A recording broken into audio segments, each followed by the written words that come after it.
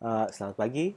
Uh, Pagi ini kita akan belajar hari Selasa. Jadi, pagi ini saya akan membuat bahan kuliah untuk hari Selasa ini. Untuk kebetulan disesuai RPP ini pertemuan keempat. Namun karena di RPP pertemuan 4 untuk bahasan ini itu dipecah menjadi dua, yaitu pertemuan 4 dan pertemuan 5, sehingga memang ada kondisi waktu juga kondisi seperti sekarang ini, maka saya akan membuat presentasi bahan kuliah untuk pertemuan keempat dan lima sekaligus supaya kalian bisa langsung mempermudah. Terlebih nanti saya juga akan mengirimkan file PowerPoint ini ke grup WA, ke WA masing-masing kalian supaya langsung bisa diperhatikan. Oke, pagi ini kita belajar mata kuliah rencana bisnis dengan eh, materi yaitu perencanaan pemasaran. Jadi kan kalau di rencana bisnis itu kan itu wajib itu kita pelajari 4 bagian, yaitu pemasaran, produksi, keuangan, sama SDM dan manajerial. Itu wajib lah. Nanti mungkin mungkin kedepannya itu perlu ada bagian IT, sistem informasi penting. eh, Kemudian mungkin bagian apa lagi ya, mungkin tergantung perkembangan iptek lah dan perkembangan situasi dan kondisi, mungkin eh bagian R&D, mungkin penelitian kan juga mungkin. Jadi itu kan tergantung kita punya kapasitas dan skop bisnis tuh. Kalau cuma kecil-kecil ya cukup lah 4 ini. Tapi kalau sudah agak besar ya kita mungkin kembangkan dengan beberapa bagian-bagian yang lain yang harus kita pelajari itu. Nah, pada pertemuan ini itu tujuan perkuliahannya adalah mahasiswa mampu merumuskan perencanaan pemasaran barang dan jasa dalam perencanaan bisnis. Jadi, setelah kalian baca dan menonton video presentasi ini, sangat saya berharap kalian kan karena kalau di kelas kan kita cuma dengar satu kali dan baca. Kalau ini kan bisa kalian ulang-ulang, sehingga mungkin saya berharap ketika kalian sudah nonton berulang-ulang, dan saya harap kalian nonton berulang-ulang sampai selesai, jangan di skip-skip atau jangan di hanya di like dan sudah tidak nonton lagi. Saya harap kalian nonton supaya ada inilah jelinya sedikit. Oke, itu kalian mampu merumuskan perencanaan pemasaran. Nah, saya akan berusaha menjelaskan secara lebih komprehensif sehingga bisa bisa tercapai untuk punya tujuan perkuliahan ini. Karena nanti pun kalian akan belajar pemasaran pun 2 3 mata kuliah lagi hingga kalian lulus. Jadi ini seperti dasar lah kalian. Dan juga sebelumnya juga kalian kalian juga sekarang pun kalian lagi dapat mata kuliah pemasaran kan. Jadi inilah saling mendukung lah sehingga bisa lebih dalam pemahaman kalian. Oke? Nah, pemasaran gini-gini. Pemasaran kan yang kan kata dasarnya kan pasar tuh. Tinggal ditambah ini saja awal dan akhiran. Nah, pemasaran kan, pasar itu kan ada transaksi di situ, ada transaksi yang menghasilkan uang, nah itu pasar. Jadi bisa dilakukan di mana saja. Bukan lagi tempat penjual barang, pertemuan barang dan beli, atau gedung di mana orang bertemu. Itu sudah tidak relevan. Itu masih relevan tapi sudah tidak bisa menjadi sebuah pengertian yang universal dari pasar. Kalau pasar ya kalau misalnya sekarang tuh ya seperti udah, kalau misalnya kita ketemu di mana pun, online maupun offline, langsung tidak langsung, ketika ada transaksi di situ ya itu pasar. Oke. Nah, pemasaran ini ya bagaimana cara ketemu pasar, ketemu barang dan jasa. Itu jadi ketemu ini sebagai produsen sekaligus penjual. Jadi ketemu mendisplay ketemu punya barang dan jasa. Sehingga orang bisa tertarik untuk membeli, untuk mudah untuk membeli dan mudah untuk memberikan masukan. Jadi gini, pemasaran tuh hanya tidak terbatas ketemu menjual, bagaimana ketemu mempromosikan dan menjual barang. Kalau pemasaran zaman sekarang itu tuh komprehensif dari input sampai output sampai outcome. Karena sekarang itu malah yang outcome dari konsumen ini yang jadi feedback pemasaran paling penting ketika ketemu produksi atau misalnya jual ikan ini misalnya ikan besar terus ketemu bawa ke Papua misalnya ke Timika. Nah itu kecenderungannya tuh kurang laku. Nah kurang laku itu maka ketemu itu kan itu masuk ke outcome itu ikan tuh output proses itu ketemu tangkap atau ketemu pak dia beli kalau apa kalau kalau input ya ikannya itu ketemu tangkap tuh ketemu beli kembali dari nelayan atau gimana. Nah, outcome-nya ini adalah tuh input dari apa masyarakat tentang tendensi mereka dalam membeli itu produk. Oh, jadi kalau di Kotong ada pengalaman tuh ada yang jual ikan di Timika itu tidak laku. Nah, karena maksudnya nah, maka itu maka Kotong kalau jual ikan ke Timika atau di Papua atau daerah-daerah mana yang mirip karakteristiknya itu jangan ketemu jual ikan-ikan yang besar tapi ikan-ikan yang sedang apa yang kecil lah atau yang sedang orang sini bilang ikan-ikan kecil gitu. Nah itu kau jual ke sana supaya pelaku karena tujuannya adalah tuh bukan bagaimana kau pamer kau barang bagus atau tidak, tujuannya adalah tuh kau dapat untuk kesaing tuh karena contohnya nih kalau di perikanan itu kalau di yang lain itu kan banyak tuh kalau contoh saya kayak contohnya mobil atau lain yang mobil Mitsubishi kuda ya tiba-tiba berhenti pak mobilnya bagus tuh dari Mitsubishi tapi orang tidak mau beli ya sudah tutup. Apalagi tuh misalnya Honda Freed juga sama tuh berhenti di sini jadi gitu jadi pemasaran tuh gitulah itu proses yang komprehensif sekarang. Nah pemasaran ini banyak yang bisa kita jual terang tuh barang tuh itu pasti kita jual barang tuh. Nah, barang juga tuh ada juga barang konsumsi barang industri tuh barang konsumsi ini ya itu yang orang beli yang di pasar itu orang orang beli makan itu untuk dimakan langsung. Nah kalau barang industri orang beli tapi untuk diproduksi lagi contohnya tuh yang di perusahaan-perusahaan di layar itu yang do beli ikan puri kemudian diolah lagi untuk menjadi produk untuk dijual. Nah itu jadi itu kayak barang dibeli untuk menjadi bahan baku itu barang industri itu bedanya gitulah kalau untuk dimakan maka itu jadi barang konsumsi. Nah selain barang juga jasa jasa kan sudah pasti itu misalnya gini kita sebagai sebagai supplier ikan saja jadi kita tidak tangkap ikan tapi kita aja bawa ikan dari nelayan ke pasar. Itu juga bisa ini kan kita punya jasa tuh. Nah, itu juga bisa.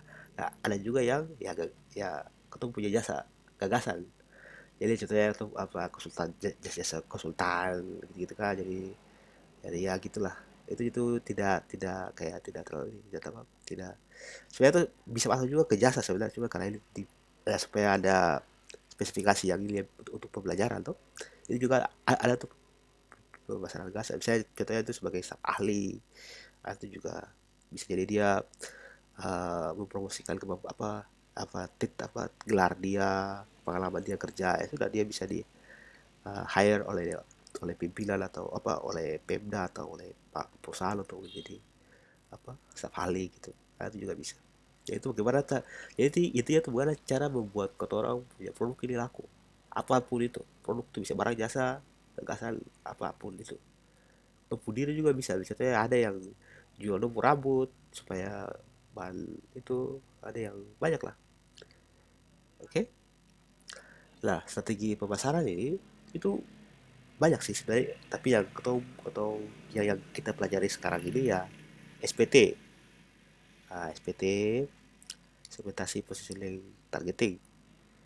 Nah untuk itu ya kita bagi berdasarkan 4 ini yaitu strategi penetrasi pasar, pengembangan pasar, pengembangan produk dan segmentasi pasar. Ini Kelly Porter kalau tidak salah. Nah, jadi dibagi berdasarkan lah pasar dan apa jenis produk kalau tidak salah. Jadi saya lupa taruh sumbernya di sini. Mungkin nanti saya akan ini saya perbaiki, saya kirim ke WA masing-masing ya. Nah, saya lagi ada apa strategi umum yang kita pakai kita pelajari sekarang ini. Nanti di mata kuliah pemasaran juga nanti kita belajar lain, ya, strategi yang lain. Sampai juga di mata kuliah strategi kebijakan bisnis juga nanti ada strategi lain juga banyak banyak banyak sekali portofolio strategi di sini yang penting ya kita pelajarin dulu lah empat ini yang paling saya kira cocok untuk apa mata kuliah ini dan praktek kalian kan kalian buat usaha atau jadi kalian kira-kira bisa pakai inilah.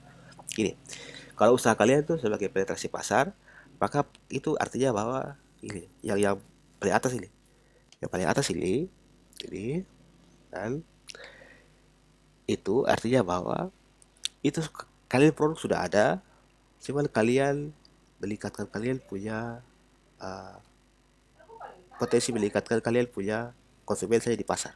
Oke? Kalau pengembangan pasar, kalian punya pasar A, kemudian kalian berusaha membuat produk untuk mengembangkan pasar jadi A, B, C. Jadi yang pertama, yang paling asal, yang kedua nih, kalau yang pertama tuh dia tuh uh, apa, ke dalam atau ke dalam. Kalau kalau strategi pengembangan tuh dia ke samping. Oke? Sama dengan strategi pengembangan produk. Jadi kalau bisa masuk ke jadi itu maksud pengembangan produk untuk penetrasi pasar atau pengembangan pasar juga dua masuk. Oke. Kalau segmentasi pasar tuh dia membuat produk untuk masing-masing apa secara spesifik ke ditargetkan ke eh, orang-orang tertentu. Jadi misalnya di untuk orang tua dia buat seperti ini tuh.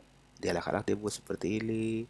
Apa ya seperti sabun Lifebuoy ya, yang sabun Lifebuoy anak-anak, sabun Lifebuoy orang dewasa, atau juga ada yang Pons atau yang apa tuh yang khusus untuk remaja, orang tua, orang itu ada yang untuk jilbab dan kalau untuk perikanan ya sudah. Jadi misalnya eh, ikan-ikan besar untuk orang mana, untuk orang Papua, ikan-ikan untuk orang K dan orang pesisir, ikan sedang untuk orang Papua, ikan-ikan apalah teripang dan eh, apalah teripang apa tuh? Mutiara apa yang ke Cina sana tuh, yang pasarnya banyak di sana. Gitu. Jadi tuh segmentasi pasar ini berdasarkan apa? Karakteristik dari konsumen, baik apa berdasarkan demografi, umur, adat istiadat atau lokasi lingkungan itu juga bisa disesuaikan. Nah, kalau untuk strategi SPT sendiri itu ya tadi saya singgung di awal itu nanti ini yang kita pelajari lebih dalam di pertemuan ini. Di mana segmentasi ini untuk SPT itu kesingkatan dari segmentasi, targeting dan positioning. Nah, untuk segmentasi ini itu dia membagi kelompok berdasarkan beberapa segmen. Segmennya ini berdasarkan kita punya demografi. Demografi itu biasanya tuh apa misalnya jenis kelamin, usia, tingkat pendidikan, nanti juga ada berdasarkan agama, ada berdasarkan lingkungan, ada berdasarkan selera. Itu sudah dibagi-bagi. Jadi contohnya gini, kau tidak bisa jual misalnya uh, apa produk-produk yang tidak halal ke Aceh misalnya, itu kan sudah salah itu. Kalau misalnya kita jual ke di sini masih bisa karena apa sini kan mayoritas toh Kristen. Tapi kalau di luar sini itu sudah tidak bisa. Oke, contohnya seperti jadi kita bagi kita punya pasar tuh berdasarkan apa kriteria-kriteria ini, kriteria usia, umur itu. Jadi tuh segmentasi tuh dia hanya membagi-bagi untuk kemudian dipilih dengan strategi targeting itu. Ketika dia sudah dibagi-bagi, kemudian dipilih. Nah, dari misalnya contohin, orang kota produk saya contohnya tuh kota jual abon ikan misalnya, abon ikan, maka kota harus cari tuh lokasi-lokasi yang orang makan ikan. Nah, orang makan ikan berarti kan pertama tuh kalau dari agama kan saya masalah semua agama makan ikan tuh. Habis itu usia, semua usia juga makan ikan. Kesehatan juga sama, semua orang itu juga pasti makan ikan, tidak ada halangan. Nah, sekarang tuh lihat ke lingkungan, apakah orang-orang yang tinggal di daerah-daerah kepulauan, apa orang yang tinggal di daerah-daerah daratan itu seperti Papua, Kalimantan, itu makan ikan seperti itu atau tidak? Nah, kalau tidak maka jangan ketemu pilih sebagai target. Nah, ketemu pilih misalnya di Jawa, ya pesisir atau di Ketong atau di Sulawesi. Nah, itu ketemu pilih akan dengan strategi targeting ini. Nah, kemudian setelah ketemu pilih, maka ketemu buat ketemu punya produk itu. untuk kita jual di situ dengan strategi positioning ini. Nah, ketika kita pilih misalnya di Sulawesi atau di Jawa, maka kita oke, orang Jawa sukanya begini tuh, maka kita harus buat kita punya kemasan produk itu harus seperti apa supaya dia mau beli. Oh, misalnya dia tuh ya setol besar lah, cukup kecil saja supaya orang yang sudah berarti kita buat agak-agak kecil gitu. Tapi kalau orang misalnya Manado kan makan banyak, maka kita oke buat dia kemasan agak besar dan dia warna apa, dia punya warna kemasan misalnya warna apa misalnya ya yang gejreng-gejreng supaya bisa laku. Nah, jadi itu produknya satu tapi dia kemasannya bisa berbeda-beda. Kita memposisi apa, kita memposisikan kita punya produk itu di ketemu target ini agar bisa dibeli tuh, karena kita sudah bagi-bagi kelompok, kita calon konsumen, kemudian kita pilih konsumen misalnya ada A B C, terus kita pilih yang B. Lah B ini kita harus sesuaikan dengan keinginan dan kebutuhan B ini supaya kita produk ini bisa masuk dan bisa dibeli, kan tujuannya itu toh. Nah, gitu.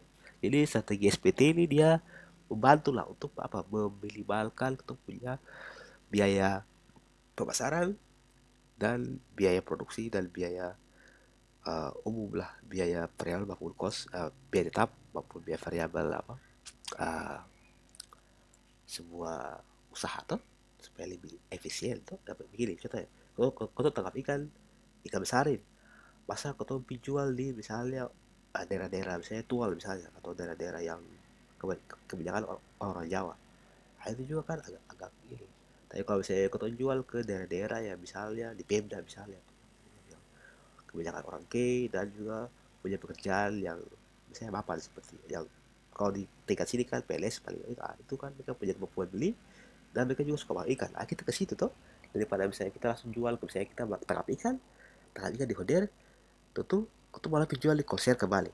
Itu kan agak-agak aneh gitu tuh, karena siapa kemampuan beli di konser kan mungkin lebih rendah dibandingkan di kampung konsernya dengan misalnya di kota tua misalnya atau di kota saya di perumahan-perumahan ini sana tuh di Tual sana atau di apa di saya di Teroblas kah tuh kan ikan-ikan sebesar itu kan lebih baik langsung kita jual ikan sebesar, lebih baik langsung kita jual ke perusahaan apa pengolahan perikanan biar langsung dibeli tuh. Nah, jadi itu ketika kita sebagai bagi kita punya pasar terus tahu pasarnya ini, oh berarti dia kelompok A, kelompok B, kelompok C, berarti baik. Oke, baik, kita lanjutkan. Jadi ketika sudah dibagi-bagi, itu sudah dibagi A, B, C ini, ketika kita sudah pilih B, maka kita sesuaikan tuh produk dengan target B, pasar B itu tuh, supaya orang-orang yang ada di target pasar B itu mau beli itu produk. Kan tujuannya itu tuh pemasaran. Bagaimana tuh buat perumusan perencanaan pemasaran ini, tujuannya adalah untuk memudahkan kita dalam menjaga kita punya konsumen sehingga kita produk laku dan kita untung. Kan tujuannya itu tuh. Oke. Jadi kira-kira begitulah apa penjelasan strategi STP. Nah, untuk perbedaan antara pemasaran dan segmentasi, yang jelas itu di punya pemilihan pasar. Jadi kalau produk dan karena kita sudah pakai strategi segmentasi, maka produknya itu kan kita buat berdasarkan kita target toh. Kalau masalah ini udah buat saja begitu. Jadi itu apa mass production. Jadi produksi masalah. Jadi ketika buat sendal semua ya, contohnya ini sendal swallow.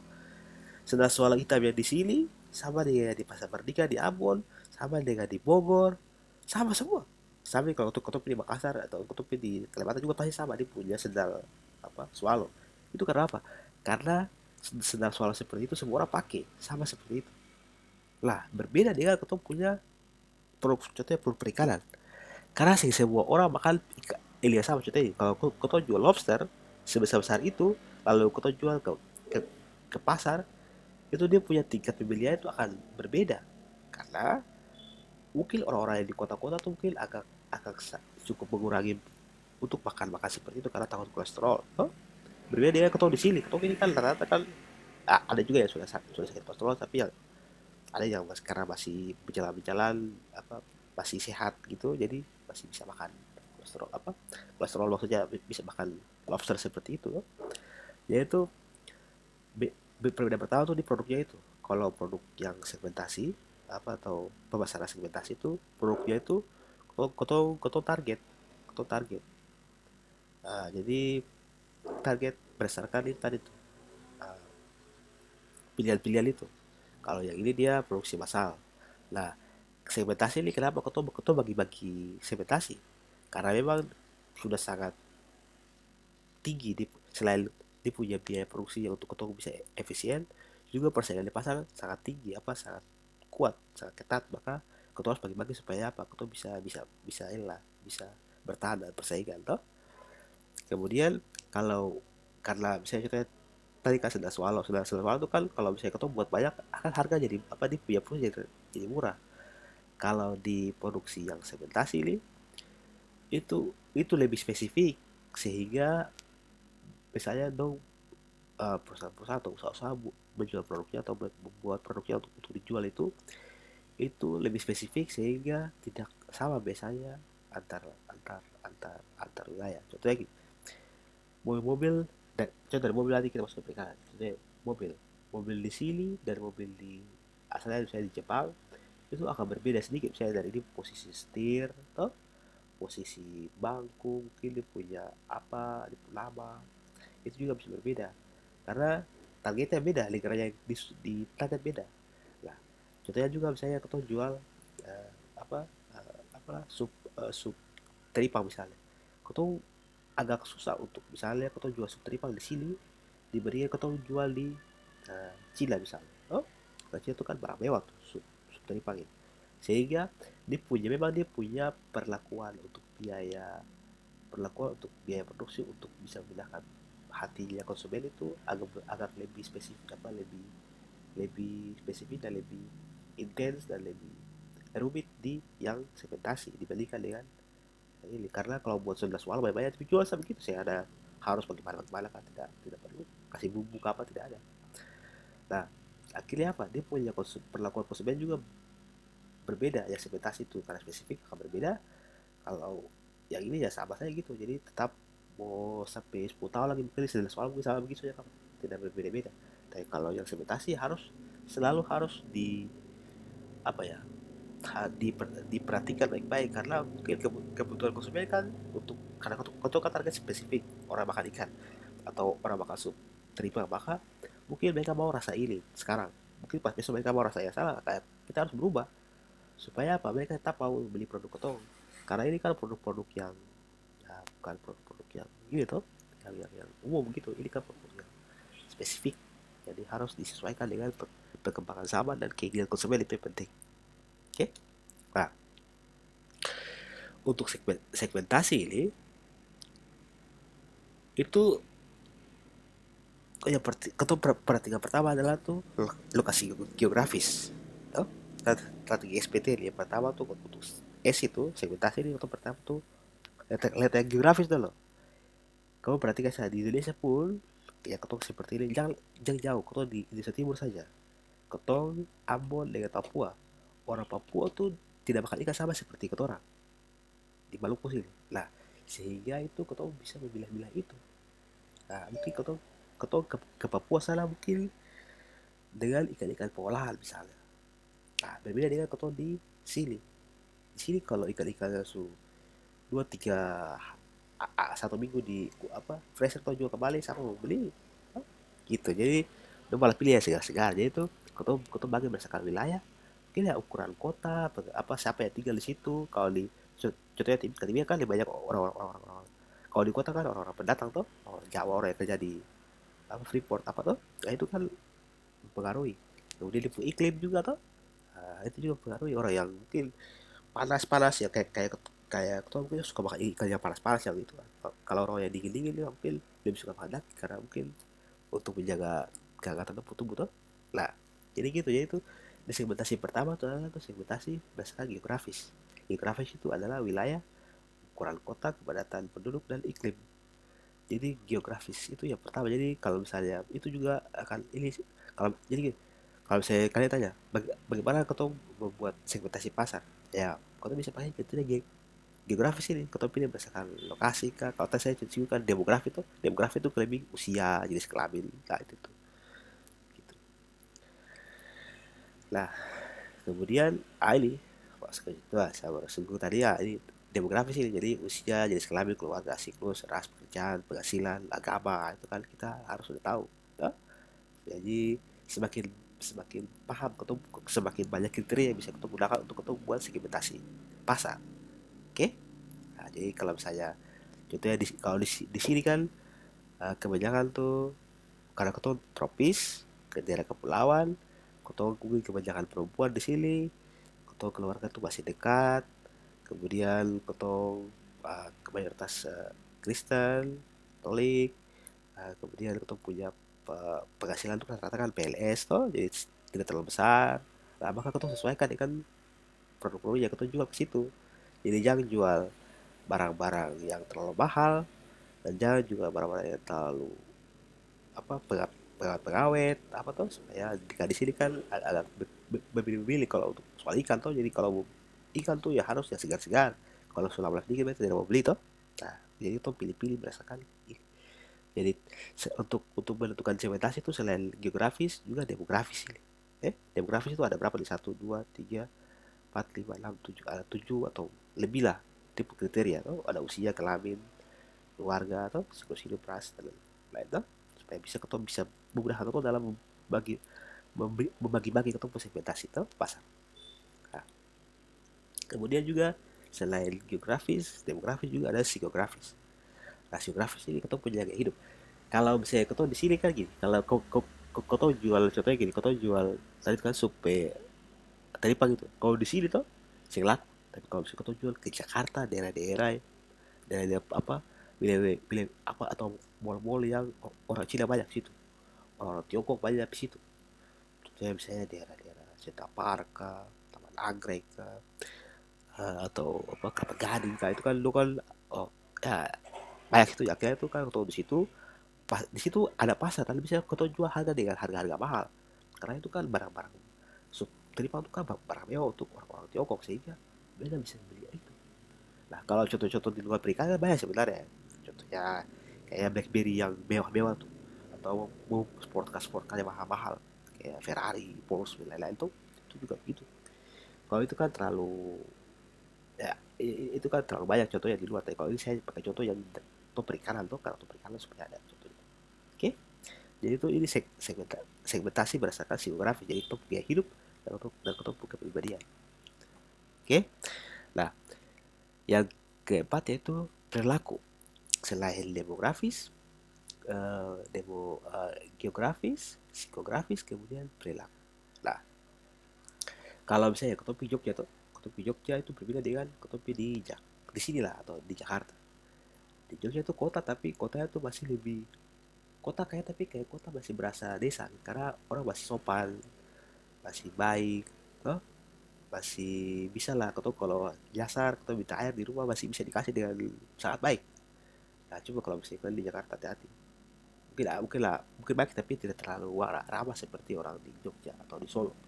Nah, itu maksudnya begitu. Jadi perilaku orang-orang tuh berbeda. Ketika kau tuh baik, maka ketika di Jogja maka kau tuh bisa menjual secara lebih, kau tuh bisa jual mungkin dari door to door masih bisa atau misalnya kau tuh jual dengan apa, kau tuh mungkin lihat tuh kan, karena di Jogja juga tuh sampai sampai tahun berapa 2014 itu masih apa daerah yang tingkat kalau orang mau hidup lama di Indonesia tinggal di Jogja karena lebih ramah tuh. Nah, maka itu bisa jual produk-produk perikanan ke situ. Contohnya tadi sup teripang, ikan-ikan segar itu ke situ karena mereka mau hidup sehat tuh. Ya kita bisa jual ke situ. Jadi ketika dari sini kan terus ada empat kriteria nih. Empat kriteria ini kan bisa menjadi ketemu punya sumber apa dasar untuk bisa membagi-bagi ketemu segmentasi pasar supaya lebih memudahkan memudahkan konsumen, atau untuk ketemu calon konsumen, untuk target toh. Jadi memudahkan ketemu juga untuk mengurangi ketemu biaya produksi dan biaya riset pasar toh. Oke. Nah, ada juga nih yang kelima, manfaat. Manfaat ini hampir mirip dengan yang berlaku, jadi ya jadi mirip lah, jadi kita masih terkait lah. Jadi oke, kira itu. Kemudian kita pindah ke strategi targeting. Kan tadi kan S sudah, sekarang targeting itu kan kalau SPS kan kita bagi-bagi. Saya jadi oke, jadi kita bagi jadi A, B, C sekarang nih. Nah, tiga. Jadi kita pasar tuh ada. Jadi karena kondisi ini itu ada kondisi mah kita putar apa beli atau pasar jadi A ini berdasarkan kriteria demografisnya apa, geografisnya apa, kemudian B-nya juga sama, demografisnya apa, geografisnya apa, C-nya juga sama. Jadi A, B, C, kemudian yang ditargeting ini kita pilih A, B, C ini kita pilih yang mana? A, B atau C. Nah, gitu. Jadi ketika kau sudah tahu kau sebagai baik kau produk saya apa punya pasar ada tiga, maka kau pilih yang mana. Oke, jadi kau pilih mana yang menguntungkan, yang biaya rendah, yang kira-kira kalau kau masuk pasar di situ kira-kira laku. Nah, gitu. Jadi kriteria itu sebenarnya kita sederhana. Ketika kau bagi-bagi, kau bagi kira-kira dari A, B, C ini siapa yang paling untung. Ya buat kau tahu tuh, kau pilih itu, kasih kau pilih yang untung tuh.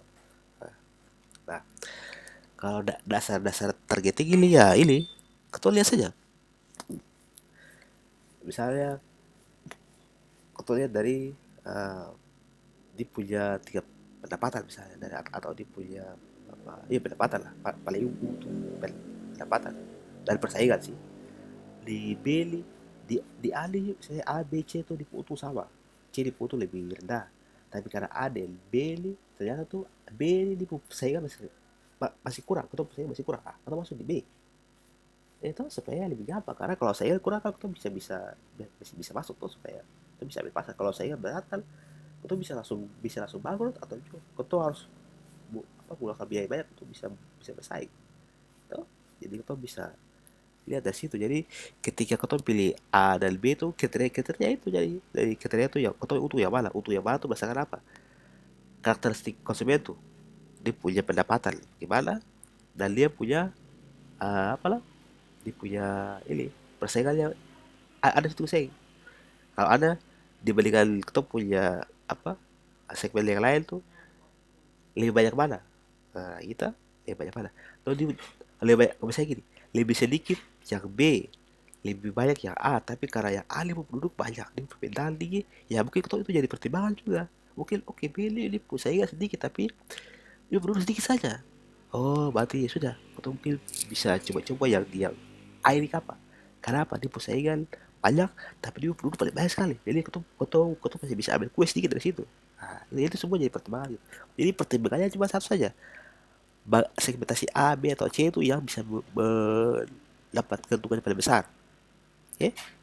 Bisa berdasarkan jumlah penduduk, bisa berdasarkan pendapatan penduduk itu, tendensi membeli, dan juga jumlah persaingan di situ.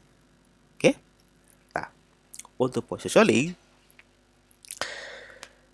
ini agak, ya saya baca-baca jurnal juga, baca-baca penelitian juga memang agak berat. Karena untuk positioning ini membutuhkan momentum juga dan membutuhkan usaha yang berat dan akhirnya apa ada pada satu waktu tuh biaya yang besar karena gini di sini kan kalau kau tahu di sini kan kau tahu sudah ada apa kepercayaan kalau kau tahu beli ikan di apa ikan di secara tidak secara informal sih secara tidak ini kalau kau tahu beli ikan di apa setelah jembatan Ustik itu yang tanjakan Kiwam itu kalau kau tahu beli ikan situ ada cerita-cerita bahwa itu tuh ikan-ikan kurang bagus misalnya dari hasil apa ke apa yang penangkapan secara ilegal sehingga dia perasaannya tidak enak. Hah? Dibandingkan kita beli ikan di pasar-pasar yang dari kampung-kampung nah itu tuh posisinya gitu jadi ketika kita dapat tangkap ikan di luar laut sana jangan kita jual di situ karena meskipun kita ikan bagus pun orang akan lewat cuma beli di situ karena orang lihat oh pasti itu cuma pasti ikan-ikan tangkap ilegal ini jadi akhirnya apa di perasa elak gitu jadi kalau misalnya kita tangkap ikan di manapun di KL jangan kau jual di samping apa ya sekarang pinggir kali ini di tanjakan-tanjakan Kiom sampai apa setelah jembatan Ustik gitu yang ke arah Tual situ. Jangan jual di situ karena dia punya uh, apa ya brand image dia punya posisi itu sudah bagus sudah tidak bagus jadi jangan kau jual di situ kau jual di pasar-pasar atau di pasar Lagu atau pasar Tual supaya orang bisa beli itu karena dia punya persepsinya masih baik oke okay?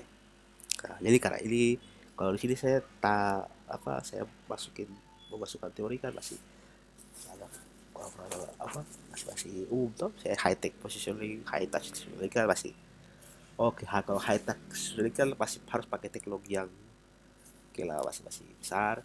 Kalau high touch ya sama sih, kalau kita masih cocok masih balik ke high touch. Jadi kita pakai inilah, tidak usah pakai biaya banyak, kita pakai kondisi-kondisi lah. Misalnya tadi kita tangkap ikan jangan jual di situ, kita tangkap ikan misalnya di pasar, pasar cari lokasi-lokasi yang dekat-dekat dengan ikan-ikan yang biasanya segar, supaya ada oh berarti dari situ berikan segar. Misalnya itu di pasar Langkor bagian sini tuh orang mana punya, orang sini orang mana punya, lah tulis saya situ sini kira-kira dong bisa beli ikan di daerah mana punya, kau jual sampai dong situ, supaya itu dengan catatan kau harus bisa memenuhi kriteria kualitas sama dengan ikan-ikan yang itu.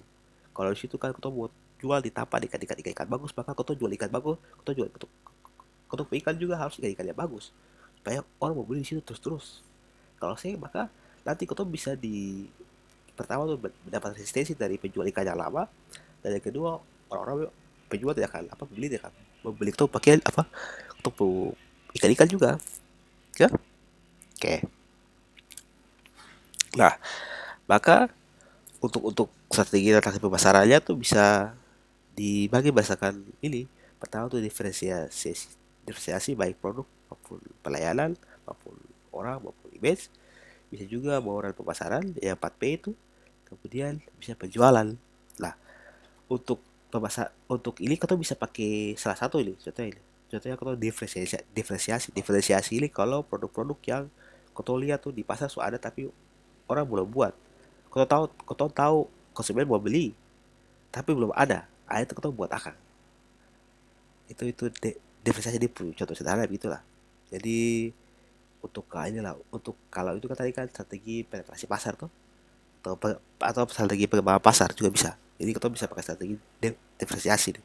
Bisa tuh karena oke, tuh orang tuh lebih suka makan apa lah, biasanya tuh tulang apa apalah apa tepung tulang tulang ikan. Oh berarti itu oh, belum belum ada jual kak. Oh, sudah kau tunggu sudah.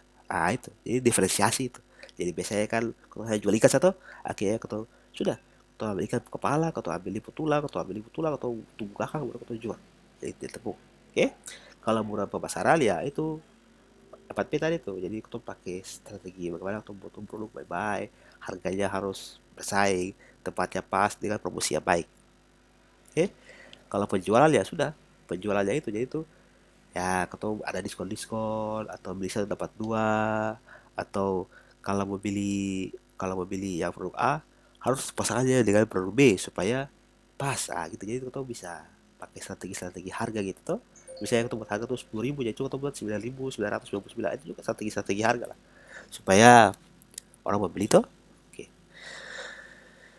lah untuk produk ini, produk life cycle ini biasanya tuh dia kira-kira seperti inilah. Jadi itu ada yang baru naik langsung turun, baru masuk di bagian introduction ini, baru masuk di bagian introduction tiba-tiba langsung turun. Tapi juga bisa dia tetap bertumbuh, kemudian dia turun lagi, atau dia akhirnya dia apa bisa menghasilkan terus. Contohnya gini, biasanya tuh produk-produk teknologi itu dia punya siklus hidup produknya tuh paling rendah. Itu kenapa setiap 5 1 tahun tuh ada produk baru dari misalnya Samsung, Apple, dan lain-lain. Karena teknologi kan cepat berkembang tuh. Nah, kalau perikanan ini ya sangat pelan. Kan ikan dari dulu sampai sekarang sama saja. Cuma bedanya ikan itu harga lebih mahal dan dia punya ukuran lebih lebih kecil sekarang dan lebih susah. Tapi ikan itu sama saja dari dulu sampai sekarang. Nah, sehingga kau tuh harus main tadi tuh. Ini di penjualan di harga-harga nih. Dia punya feature selling, benefit selling, solution selling, tuh. Dia punya price, dia punya ini supaya promosi, supaya tuh ini supaya bisa ini. Karena produk perikanan tuh dia punya ini sama saja, jadi punya siklus hidup tuh lama. Meskipun meskipun dia tuh tidak tahan lama. Jadi 1 minggu tuh sudah ini, kecuali kau olah dia, atau kau fermentasi, atau kau buat supaya dia tahan lama tuh. Jadi jadi ya untuk saya tidak, jadi apa lah, kau harus sesuaikan dengan ini. Jadi kalau kau punya siklus produk perikanan ini dia agak lama, maka yang kau perhatikan adalah dia punya ini tadi tuh di faktor-faktor yang non apa ya, non teknis lah, atau seperti pemasaran apa apa itu kita harus perhatikan. Kita harus perhatikan dia punya konsisten dalam jumlah dan kualitas supaya tuh pasar tetap ada. Oh, jadi tidak apa, tidak tidak perlu setiap saat tuh harus buat itu, harus jual ikan, misalnya ikan momar. Oh sih, aku kayak susah aku lah itu jual ikan puri. Aku misalnya itu jual ikan apa kerap saja. Setelah aku lihat itu kau jual bibia. Terus kalau jual ikan momar sepanjang tahun 10 tahun juga orang tak beli. Oke? Jadi ya santai saja. Jadi kalau cuman kau harus pintar-pintar membeli strategi. Oke? Strategi ini tadi. Oke? Lah, untuk ini kau nanti kita jelaskan, coba jelaskan ini beberapa masalah lebih lebih detail. Untuk price ini kita harus perhatikan price, harga price itu kan harga, jadi perhatikan harga. Yang pertama itu adalah harga berdasarkan biaya produksi, itu wajib, itu wajib supaya kau bisa untung. Kalau misalnya kau buat harga-harga kau diskon tanpa kau perhatikan tuh biaya, maka ya kau rugi sudah pasti rugi, saya akan untung. Jadi kita perhatikan biaya dulu. Nah setelah itu kita buat margin keuntungan, baru kita main harga di situ. Misalnya kita buat diskon sedikit kah, atau kata misalnya kita oke kita biaya kan harganya 10.000, pasaran sana 15.000, bahkan kita bisa mungkin oke lah kita ambil untung jadi kita 14.000 lah atau 14.500. Supaya apa, jangan kita harga juga terlalu rendah dibandingkan yang lain, tapi jangan juga terlalu mahal dibandingkan yang lain, minimal dalam garis trail saja, supaya tidak apa bisa nanti siapa tahu kalau ketuk kasih harga tiba-tiba yang ketuk lawan ketuk harga lagi, akhirnya ketuk kasih harga akhirnya di harga 9.000, padahal ketuk biaya 10.000, ketuk rugi itu. Jadi itu main ketemu strategi itu harus pakai inilah, pakai logika sedikit tuh, dan juga ikan semua sama-sama berusaha, jadi kemarin ketuk berusaha dengan baik lah. Kata tadi kan kemarin kan ketuk bahas soal etika tuh, etika bagaimana cara beretika dengan baik dan berusaha, jadi jangan jangan apa ya, main curang atau jangan terlalu apa lebay gitu tuh, supaya ini. Kemudian lokasi. Jadi lokasi, place kan, lokasi tuh. Nah ini kan saluran-saluran pemasaran nih. Nah maka sudah kita pilih pilih kita punya. Kalau di sini kan gampang karena di sini paling jauh kan Kebesar. Kebesar cuma 1 hari dari sini. Nah kalau misalnya kita jual ikan dari misalnya dari Papua kan itu kan agak susah karena kita minimal 2-3 hari dari sini tuh naik kapal. Nah jadi itu dia punya saluran distribusi itu masih lebih lebih rendah lah. Cuma misalnya tuh kalau kecuali kalau kita jual ikan ke luar daerah itu yang jauh, karena kalau mau cepat ya naik kapal, tapi dengan catatan dia punya harga harus bersaing supaya kapalnya apa naik pesawat, supaya cepat sampai. Cuman kita harus perhatikan dia punya harga dan biaya produksi tadi, supaya di saluran pemasaran yang kita paksa itu, kita paksa bisa dibuat oh tunggu tidak membengkakkan kita punya biaya produksi. Oke, jadi contoh-contoh saluran pemasaran jadi 1, 2, 3, 4, ada yang melalui agen penjualan, ada yang kalau ada yang langsung, contohnya yang di sini kan pasti dari Hoider itu langsung jual ke pasar, atau saya dari sini pasti dari Hoider itu terus jual ke orang debut, baru orang debut jual ke pasar. Kalau yang ketiga nih pasti dari Hoider itu jual di debut terus jual ke Papa Lele, baru jual ke pasar. Jadi itu yang itu tergantung itu punya lah. Jadi semakin banyak tipe seluruh pemasaran, tipe harganya itu semakin meningkat, dia punya tambahannya karena atau jadi kita perhatikan apa. Jadi kalau dari pasaran ini kita lebih butuh yang mana. Kalau misalnya kita lebih gampang kita jual langsung, ya sudah kita jual saja supaya di biaya jangan terlalu kita gitu, karena biasanya tuh kalau harganya 10.000 maka kita jual ke pembeli biasanya tuh cuma 8.000 atau 7.000. Jadi jangan toh, supaya nanti kita kan ada selisih 3.000 kan ya rugi itu toh. Jadi itu perhatikan dia punya lokasi toh, lokasi ikan ya, lokasi tong ini, terus lokasi pasar, supaya semua lancar aja satu, dan juga tuh untung lah, itu yang untung lah, itu ya untung. Oke. Nah promosi promosi nih, kalau tuh perikanan jual ikan kan tidak terlalu banyak ini karena orang pasti di pasar dan beli ikan di pasar, tidak perlu promosi juga, pasti orang di pasar. Jadi yang penting adalah kita perhatikan dia punya konsistensi kualitas dan kuantitas. Misalnya kebersihan apa di tempat apa jual itu kah, jatuh bau kah atau besi-besi itu ikan-ikan tuh ketemu pakai air laut supaya segar-segar atau jangan-jangan ketemu belipu tuh itu ya Ting.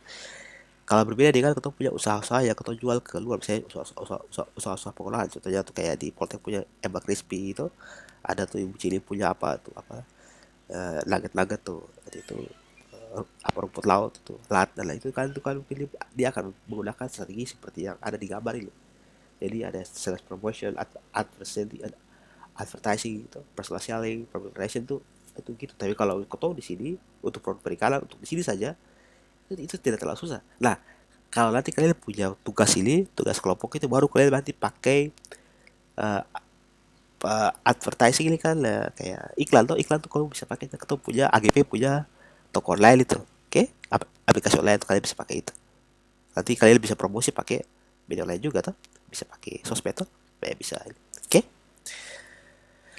nah kira-kira itu saja untuk pertemuan keempat dan lima ini eh, saya jangan lupa tugas kelompok itu jangan lupa cepat kirim supaya saya lihat kalian taruh usahanya apa dan alasannya apa kalian pilih alas itu supaya kita bisa ini lah bisa mudah-mudahan ketika kau masuk kalau kau sempat masuk semester ini ya kau bisa pakai itu lah atau praktik lah buat usaha supaya kalian ada praktek sedikit itu supaya kalian akan jurusan agribisnis jadi harus praktek bisnis siapa tahu kalian jadi kalian usaha sampingan tuh kan lumayan oke oke.